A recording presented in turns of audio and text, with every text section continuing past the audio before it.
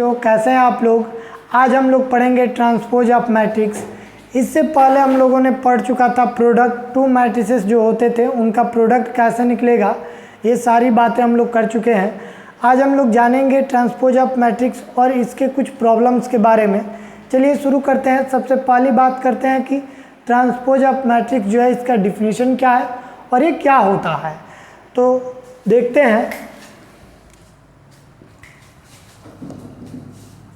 होता है कि अगर कोई हमारा कोई मैट्रिक्स आ गया AIJ जिसका जो ऑर्डर है m/n का है, तो उसके रो को कॉलम में चेंज कर दे और कॉलम को रो में चेंज करने से जो न्यू मैट्रिक्स मिलता है उसे हम ट्रांसपोज मैट्रिक्स बोलते हैं। ठीक है, it means late AIJ m/n क्या है, तो उसका ऑर्डर है। Then the n/m matrix obtained from A by changing its row into column or columns into rows is called the transpose of matrix A and it's denoted by A dash or A power t। ये जो A है ना, इसके power नहीं, ये जो A है इसके सर पे डैश को बैठा दीजिए या फिर इसके सर पे T को बैठा दीजिए। ठीक है, तो इस तरीके से हम ट्रांसपोज को रिप्रेजेंट कर लेते हैं। ठीक है, एक एग्जांपल के थ्रू समझते हैं। इसका कहने का सीधा सीधी मतलब है कि कोई हमारा मैट्रिक्स A है, ठीक है, जिसकी जो मैट्रिक्स हम कोई ले लेते हैं 2 1 3 4 1 2। ठीक है, ये 2/3 का, ठीक ना, ये 2/3 का एक मैट्रिक्स है और बोल दिया कि इसका ट्रांसपोज बताइए, ट्रांसपोज क्या होगा। तो इसमें इसका जो ट्रांसपोज होगा, हम इसके रो को कॉलम में और कॉलम को रो में चेंज कर देते हैं और उससे जो मैट्रिक्स मिल रहा है उसी को ट्रांसपोज बोल दे रहे हैं। मीन्स जो R1 है उसको C1 में, जो R2 है उसको C2 में, जो R3 होगा वो C3 में। जो चेंज करने से जो मैट्रिक्स मिल गया, यानी कि देखिए ये आपका R1 हो गया। अब मैं इस R1 को C1 में बदल दूं, यानी कि ये जो ऐसे था ऐसे रो वाइज, अब इसको कॉलम वाइज लिख लेता हूँ 2 1 1। ठीक है, और R2 को C2 में, यानी कि 3 4 2। तो ये मैट्रिक्स जो मिला न्यू मैट्रिक्स, इसी मैट्रिक्स को बोल दिया A ट्रांसपोज।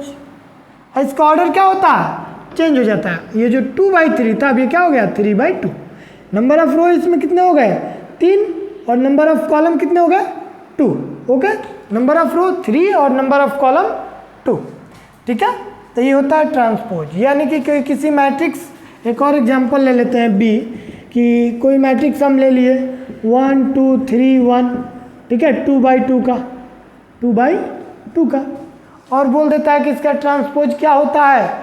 तो इस मैट्रिक्स के रो को कॉलम में बदल देंगे और कॉलम को रो में, यानी कि ये जो R1 है इस R1 को C1 में और इस R2 को हम C2 में चेंज कर लेंगे, या फिर C1 को R1 में और C2 को R2 में। बात वही हुआ, यानी कि जो B ट्रांसपोज आएगा वो जाएगा 1 2 ये 3 1। ओके, तो ये जो मैट्रिक्स मिला, ठीक है, 2/2 का, इसे ही हम लोग क्या बोलते हैं, ट्रांसपोज बोलते हैं। ठीक है, अब इस पे कुछ क्वेश्चंस देखते हैं। चलिए, कुछ यहाँ क्वेश्चंस ले लिए हैं, इनको देखते हैं कि ये कैसे सॉल्व होते हैं। जैसे पहला क्वेश्चन दिया है कि इफ़ A = 3 -1 0 4 2 1। ठीक है, एंड B = -1 2 1 1 2 3। ठीक है, तो इसका जो ऑर्डर है वो 2/3 का है और इसका भी ऑर्डर 2/3 का है। अब बोल रहा है कि find A transpose -B transpose निकालना है हमको। तो A ट्रांसपोज यानी कि ये 3 -1 0 4 2 1, इसका ट्रांसपोज माइनस B ट्रांसपोज, तो B की वैल्यू दिया है -1 2 1 1 2 3 इसका ट्रांसपोज। ठीक है, अब इसको जब ट्रांसपोज करना है यानी कि इसके रो को कॉलम में चेंज कर देना है, यानी कि R1 जो है वो C1 में और R2 जो है वो C2 में चेंज कर देना है। यानी कि ऐसे पकड़िए, इस पे चिपकाइए और ऐसे उठा करके रख दीजिए। ठीक ना, ऐसे करना है और ऐसे घुमा देना है। ठीक ना, ऐसे पकड़ के ऐसे। ठीक, चलिए कैसे, तो ये हो गया 3 -1 0 और इसको भी वैसे ऐसे घुमा देना है। क्या हो गया 4 2 1। ठीक है, यानी कि देखिए जो फर्स्ट रो है ऐसे पकड़े और उसको कॉलम में चेंज कर दिया, ऐसे घुमा दिए। ठीक ना, वैसे ही C2 को पकड़े और इसको घुमा दिए, यानी कि ये जो R2 था वो C2 में चेंज हो गया है। माइनस उसी तरीके से यहाँ पर भी R1 को C1 में और R2 को C2 में चेंज कर देना है, यानी कि ये हो जाएगा -1 2 1 1 2 3। ओके, अब इसकी वैल्यू क्या हो जाएगी, तो जो क्रॉसपॉन्डिंग एलिमेंट्स है उनका डिफरेंस माइनस, यानी कि 4 ये 3 -1 ये 4 -1 ये -1 -2 2 -2 0 -1 और ये 1 -3। ठीक है, यानी कि क्या मिल गया, ये मिल गया 3 माइनस प्लस 3 1 4 3 -3 0 ये -1 और ये -2। ठीक है, तो ये क्या हो गया हमारा A transpose minus B transpose. ठीक है, तो इस तरीके से हम क्या किए, जो फर्स्ट है उसको सॉल्व कर लिए।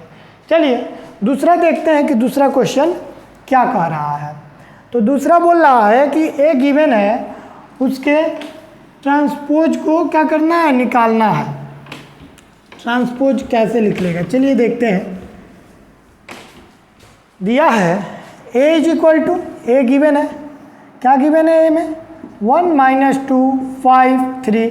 ठीक है, और बोल रहा है कि A + A ट्रांसपोज बताइए, तो A को ऐसे ही रख लीजिए, ये 1 -2 5 3 प्लस A ट्रांसपोज यानी कि जो है उसका ट्रांसपोज कर दीजिए, ये 1 -2 5 3 और ट्रांसपोज मीन्स ये वैसे ही 1 5 -2 3 और इसका ट्रांसपोज क्या होगा, घुमा दीजिए, ऐसे पकड़िए, यहाँ से ऐसे घुमा दीजिए, यानी कि R1 को C1 में R2 को C2 में, यानी कि 1 -2 5 और ये हो गया 3। आप दोनों को जोड़ दीजिए, जोड़ेंगे तो क्या होगा 1 और 1 2 -2 + 5 यानी कि 3 5 और -2 3 और ये 3 और +3 6। तो ये हो गया सेकेंड नंबर। ठीक है, अब थर्ड नंबर क्वेश्चन देखते हैं कि थर्ड नंबर कैसे वेरीफाई हो रहा है। ठीक है, चलिए देखते हैं। थर्ड नंबर क्वेश्चन जो है दिया हुआ है थर्ड, और एक बता दे रहे हैं, एक आप लोग प्रैक्टिस कीजिएगा। थर्ड नंबर बता दे रहे हैं, यहाँ से दे रखा है कि A = this B = this, verified at A + B whole transpose = A transpose + B transpose. तो ये कैसे निकलेगा, देखिए A + B होल ट्रांसपोज। ठीक है, तो पहले A + B तो निकाल लीजिए। तो A की वैल्यू क्या है 1 -1 0 2 1 3 4 1 8। ठीक है, प्लस B की वैल्यू कितनी है, तो 4 1 0 2 -3 1 1 1 1। ओके, ये होल ट्रांसपोज। ठीक है, इसको डैश या T से रिप्रेजेंट कर लीजिए, सर पे बैठा दीजिए T को। ये कितना हो गया 1 और 4 5 -1 + 1 0 0 0 0 2 2 4 1 और -3 -2 3 और 1 4 4 और 1 5 1 और 1 2 8 और 1 9। तो ये मिल गया। अब इसका सर पे क्या बैठा हुआ है, यहाँ पे T यानी कि ट्रांसपोज, तो ट्रांसपोज कर दो। हाँ, ये कितना हो गया 5 0 0, यानी कि जो रो है कॉलम में 4 -2 4 ये 5 2 9। तो ये मिला ये क्या हो गया, ए प्लस बी का ट्रांसपोज यानी कि होल डैश।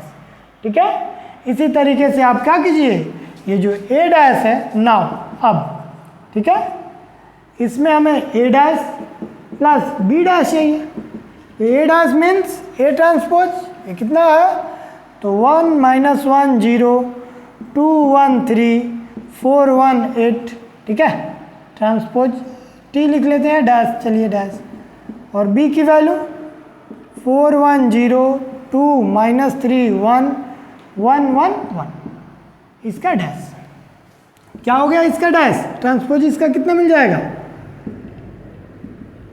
तो इसका ट्रांसपोज हो जाएगा ये 1 - 1 0 2 1 3 4 1 8 प्लस ये हो गया 4 1 0 2 -3 1 1 1 1। ठीक है, अब इनको ऐड कर लीजिए, क्या मिल गया 1 4 5 2 2 4 4 1 5 -1 1 0 1 और ये -2, ये मिल गया 2, ये 0, ये 4 और ये हो गया 9। तो यहाँ से भी जो वैल्यू आया वो इसके इक्वल आया, और ये क्या है हमारा, तो a plus A dash A plus B का होल डैश। ठीक ना, और यही LHS लाना था, ठीक है, वेरीफाई करना था, जो कि आ गया। क्लियर, तो ये है। एक बात इसी तरीके से जो 4 नंबर है उसको लगाइए, सबसे पहले ए बी निकालिए प्रोडक्ट, फिर उसका होल डैश कर लीजिए। इसी तरीके से पहले बी निकालिए, फिर ए निकालिए, फिर A B dash A dash निकालिए, उसका ट्रांसपोज अलग अलग निकालिए, उनका प्रोडक्ट कीजिए। ठीक है, तो इसे आप होमवर्क में करके बताइएगा, अगली क्लास में हम इसका आंसर चेक करेंगे। ठीक है, चलिए इसमें एक नोट याद रखिएगा, नोट में क्या चीज़ कि जो कोई मैट्रिक्स हम ले लेते हैं, कोई एक मैट्रिक्स हमने ले लिया है, ठीक है, कोई एक मैट्रिक्स मैंने ले लिया और इसका ट्रांसपोज किया, ठीक है, तो ये हमें ट्रांसपोज 1 टाइम में ट्रांसपोज ही मिलता है। लेकिन ट्रांसपोज का अगर फिर से ट्रांसपोज कर दे तो क्या मिलेगा, अगर उसका फिर से एक बार ट्रांसपोज कर दिए तो क्या मिलेगा, इसके बारे में तो याद रखिएगा ये बात कि देख लीजिए एग्जाम्पल से ही समझते हैं कि a = ले लेता हूँ 1 2 3 4, मैं इसका ट्रांसपोज 1 टाइम किया तो आ गया ये 1 2 ये 3 4, फिर एक बार और ट्रांसपोज कर दिया तो मिल गया क्या चीज़, तो 1 2 3 4 यानी कि ए। ठीक है, और मैंने एक टाइम फिर से इसे ट्रांसपोज कर दिया तो क्या मिल गया, फिर से एक यानी कि 1 2 3 4, और ये वैल्यू किसकी है, तो ए डैश यानी कि ट्रांसपोज की। मैंने अगेन टाइम इसे ट्रांसपोज किया, ठीक है, यानी कि 4 टाइम, तो क्या मिल गया, तो 1 2 3 4 यानी कि ए। इट मीन्स जब हम कोई मैट्रिक्स है उसको इवन टाइम ट्रांसपोज करें तो वैल्यू हमें ए मिलता है, और ऑड टाइम ट्रांसपोज का अगर करते हैं तो वैल्यू जो होता है वो ट्रांसपोज मिलता है, गिवन मैट्रिक्स का ट्रांसपोज। यानी कि नोट में ये लिखी, ये याद रखिएगा कि नंबर ऑफ ट्रांसपोज, जो नंबर ऑफ ट्रांसपोज है वो क्या हो जाए, ऑड हो जाए, तो वैल्यू ऑलवेज मिल जाता है ए ट्रांसपोज। अगर यही चीज़ नोट नंबर 2 में कि अगर नंबर ऑफ जो ट्रांसपोज हो वो इवन हो जाए तो वहाँ पे वैल्यू हो जाता है लाइक दिस। यहाँ पे मैंने एक बार किया तो ये ए और ये डैश आ गया, जब मैंने सेकेंड टाइम निकाला यानी कि ट्रांसपोज का ट्रांसपोज किया तो वैल्यू मिल जा रहा है 1, यानी कि 2 टाइम में ए, ठीक है, 3 टाइम में ए डैश, 4 टाइम में फिर से ही मिल गया। इट मीन्स जब ऑड टाइम होगा तो ए डैश और जब इवन टाइम होगा तो ए। ठीक है, तो इस पे क्वेश्चंस आप प्रैक्टिस कीजिए और आगे हम लोग अगले क्लास में सिमेट्री और इसके सिमेट्रिक के बारे में जानेंगे कि सिमेट्रिक और इसके सिमेट्रिक क्या होता है। तब तक के लिए धन्यवाद।